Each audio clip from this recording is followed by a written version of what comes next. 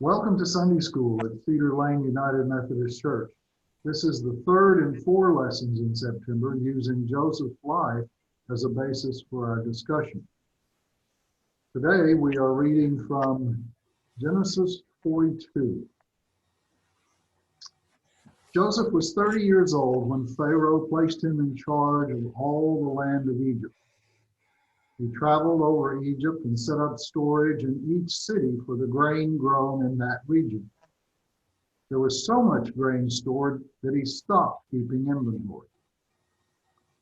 The 7 years of plenty have now passed and the famine has begun, not only in Egypt, but also in Canaan and the area. As we begin today, Jacob, or Israel, has sent 10 of his sons to Egypt to buy grain for his family. And I didn't preset any readers. Bill, would you mind reading verses 6 through 8 for us, please? Sure. Now Joseph was the governor of the land, the person who sold grain to all its people. So when Joseph's brothers arrived, they bowed down to him with their faces to the ground. As soon as Joseph saw his brothers, he recognized them, but he pretended to be a stranger and spoke harshly to them. "Where do you come from?" he asked. "From the land of Canaan," they replied, "to buy food." Although Joseph recognized his brothers, they did not recognize him.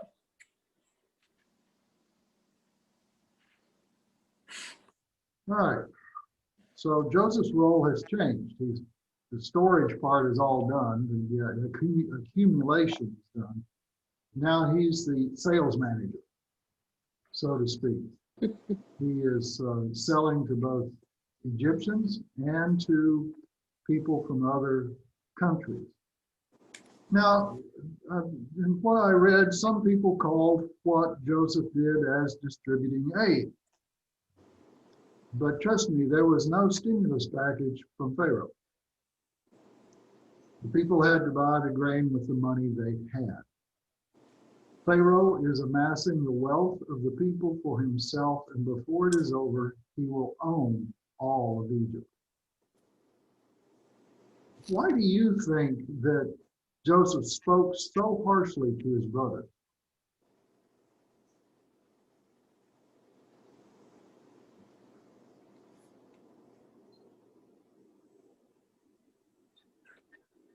Well, I would guess he was pretty upset with them Well, as to the way they treated him. that's a possibility. Any others? Plus, if he's in the business of marketing, he wants to look pretty harsh. He wants to get a good price. You would like to get a good price. I hadn't thought about that one. Brothers are wont to play games of pretend with each other. So I'm wondering if he wasn't pretending with his brothers just a little bit, just to kind of prick them, tease them a little bit. Well, they had it coming. Yeah, they had it coming. What other reason might he have had? Well, he didn't want them to even suspect that he was the brother. So I think he was, trying to do the stay behind the screen and intentionally, put them in a point of weakness in him and strength. Because he's pretty sharp guy and he knows human nature. And he wanted to know things. So he figured that was the best way to find out things. Yeah, by being that way, he kind of put them on the defensive, didn't he? Yeah, and making them subservient to him intentionally. Yeah. So, and another thing is it also keeps his emotions at bay. These are still his brothers. He's going to be emotional about that. Well, why do you think Joseph's brothers didn't recognize him? I mean, he grew up with them for 17 years. Why didn't they recognize him? It had been 20 years, and he was made up dressed as an Egyptian, had an Egyptian name, and 17 to 37 is a long time. Yeah, he wasn't a boy anymore. He was a man. Mhm. That there is a change in all of that. Also, Well, plus he was not sold to the Egyptians anyway. They had no reason to expect him there. right, they didn't know where he would be. They actually counted him as dead. In their wildest dreams, I think they didn't ever expect to see him again, much less sitting there as the ruler of Egypt with all of that concern. Elaine, can I ask you to read? And I'm going to have you read verses 9 through 17. Okay. Then he remembered his dreams about them and said to them, "You are spies. You have come to see where our land is unprotected." "No, my lord," they answered. Your servants have come to buy food. We are all the sons of one man. Your servants are honest men, not spies." "No," he said to them, "you have come to see where our land is unprotected." But they replied, "Your servants were 12 brothers, the son of one man, who lives in the land of Canaan. The youngest is now with our father, and one is no more." Joseph said to them, "It is just as I told you. You are spies. And this is how you will be tested. As surely as Pharaoh lives, you will not leave this place unless your youngest brother comes here. Send one of your number to get your brother. The rest of you will be kept in prison so that your words may be tested to see if you are telling the truth. If you are not, then as surely as Pharaoh lives, you are spies." And he put them in custody for 3 days. That would certainly put me on the defensive. I don't know about you. No, I'm not a spy. I think it's interesting that we don't see Joseph remembering his dreams and living that, and then all of a sudden, oh, I remember this dream. His brothers bowing before him. Now, it's not quite all of them because there were only 10 there, not 11.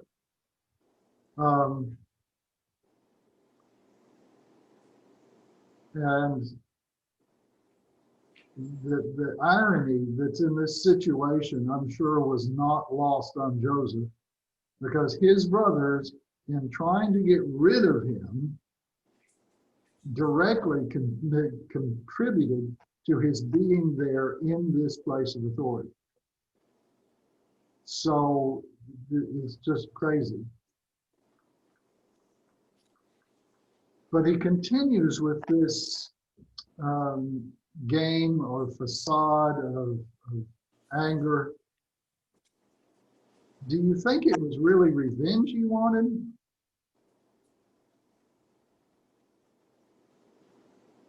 I think he wanted them to squirm. Yeah, I think he He wanted was them. enjoying it.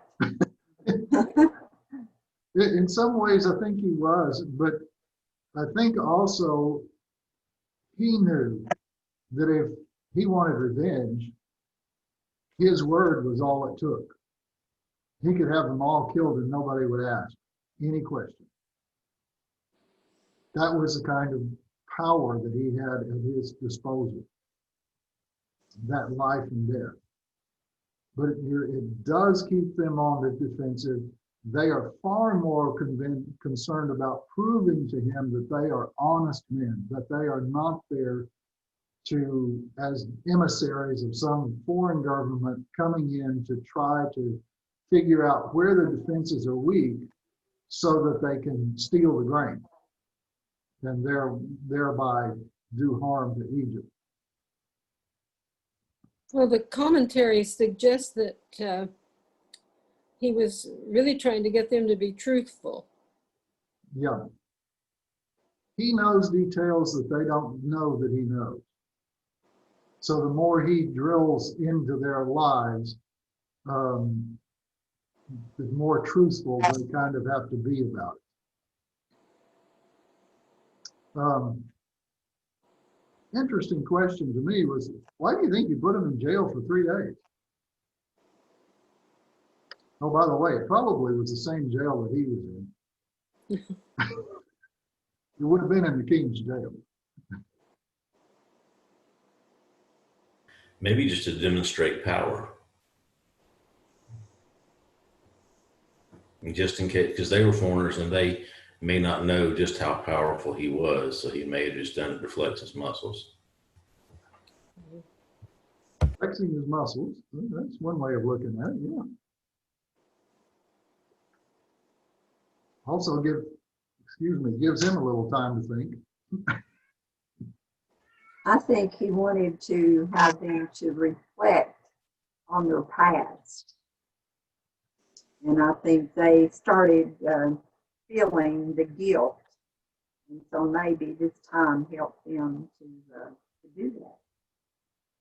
Yeah, and you know, gives them a little time to consider, what is this guy up to? We don't see him treating anybody else this way. So what is this guy up to? Does he just have it in for us? He offers them two alternatives. The first one is presented in this section of scriptures. The first thing he says, one of you goes back and gets the younger brother and brings him back, while the rest of you stay here in jail. Then the 3 days pass, and we get to verses 18 through 25a. And Miss Sarah, would you mind reading those for us? On the third day, Joseph said to them, "Do this and you will live, for I fear gods. If you're honest men, let your brothers stay here in prison, while the rest of you go and take grain back to the starving households. But you must bring your youngest brother to me, so that your words be verified that he may not die." They will proceed to do again. They said one to another, "Surely we are being punished because of the brother. We saw how distressed, for he was pleaded with us for his life, but we would not listen. That's why his distress has come upon us." I'm in the dark. I'm sorry, I can't see it. I need a light. Reuben replied, "Didn't I tell you that to sin against the boys? But you wouldn't listen. Now you must give an account for his blood." They did not realize that Joseph had understood them, since he was using an interpreter. He turned away from them and began to weep. Then he came back and spoke to them again. He said, "Simeon, take from them and bound before their eyes." Joseph gave orders to fill their bags with grain, to put each man's silver back in his sack. And to give them provisions for their journey. This is where this completes. All right, so here's alternative number 2. One stays, the rest go back home. Don't come back without your brother. And Joseph, to me, seems to drop a hint on the very first part of 18. It says, "Do this and live, for I fear God." As I looked at this, the word for God, and our author points it out, can mean the God that we talk about, Elohim, but it also can talk about be used of other gods.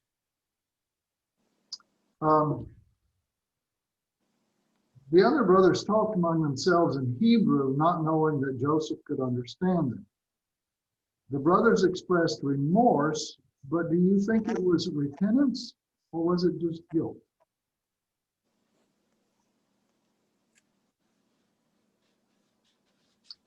For me, I think it was remorse and guilt, both. Joseph had pled for mercy, and the way they express it, we might update that to say, what goes around comes around. We did this to Joseph, now it's coming back to haunt us. or it's karma is one of our words that we use. Now it's time to pay up. And that was part of the belief system at that point. You actually, if you did something bad, you were going to reap something bad for yourself. And for them, this situation, standing in front of Joseph, was their pay time. Now, Joseph, for the first time, hears that Reuben had tried to save him from the others. And our author points this out. It is striking that these 10 men were blaming themselves for the death of the man who was standing before them. Wow.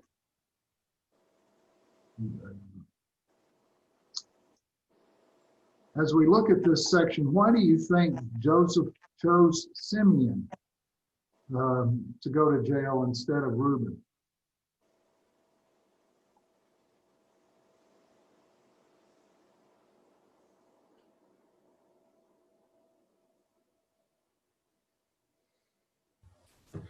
He's next to the oldest, and he may know now that he's heard, but he also knew Reuben and may feel that Reuben had more of a level head than the rest of them. It may be best if Reuben goes back to talk to Dad instead of, but then he does choose the next oldest. Yep, that's what I'm thinking is, hey, you stood up for me. I'm not going to put you in jail. I'll take your younger brother.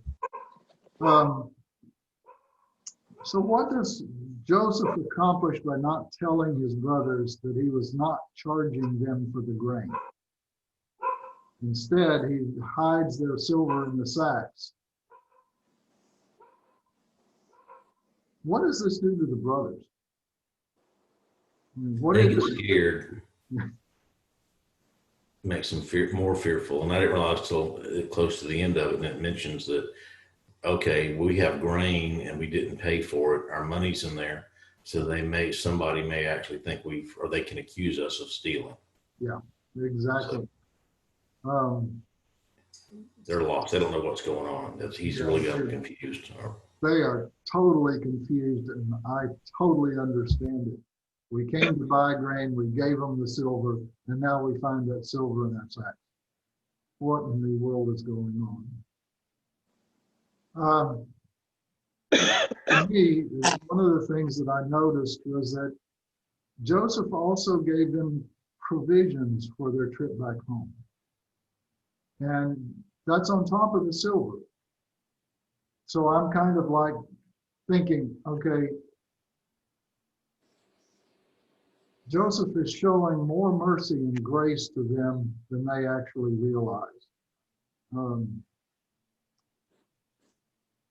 Our author speaks of Joseph's tears, and the tears are a proof, if you will, that his intentions to his brothers were never selfish or revengeful. He wanted to see and save his entire family. Now, I want to share my screen, and I'm going to hope to do this. There's a couple of things I want to show you guys. This is pretty much yeah. All right, can you guys see that? Yes. Okay. Well, no. Okay. This is the timeline of Joseph's life, so we'll get a little idea of that. He was about 6 when he went to Canaan, 17 years old, as we know, when he was a slave, 28 when he interprets the dreams, and then 30 for Pharaoh. He's 37 by the end of the planning, and his family comes when he's about 39. Now, the whole family came down, and Jacob with them, but then Jacob died when Joseph was 56. But as you see, Joseph lived to 110. So he lived a good, long life with that. I'm going to stop a share for a minute, and I'm going to start another share. One of the things that happens in Scripture so often is that there are types and shadows. And we won't have to look at this in detail, but if you would like it, I'd be glad to send it to you, or you can look it up for yourself. Types link two or more historical persons or events through common characteristics. Shadows, on the other hand, connect two or more persons or events through common theme. So let me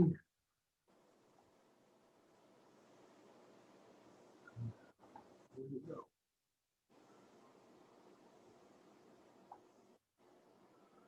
Hang on just a second. It's not working the way I want it to. I'm going to disappear for a second. Bring that up, and then maybe I can share it. Yeah. Okay. The parallels. This comes from Jews for Jesus. I'll just let you know that down here on the right side. I am not so brilliant that I can create all of this stuff, and I am not so great at these types and shadows, but I know that they exist and wanted to share them with you. As you look down the parallel here,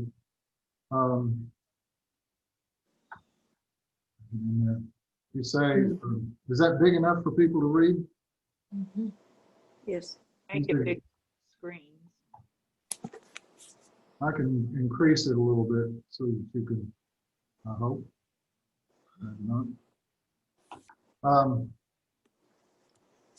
At any rate, the parallels are seen there on the left, and then the actual events are carried there in the middle. Accused of being a dreamer, sent by the father to seek the brothers, went willingly, rejected and condemned, stripped of his clothing. I'm going to move you guys out of the way for a second.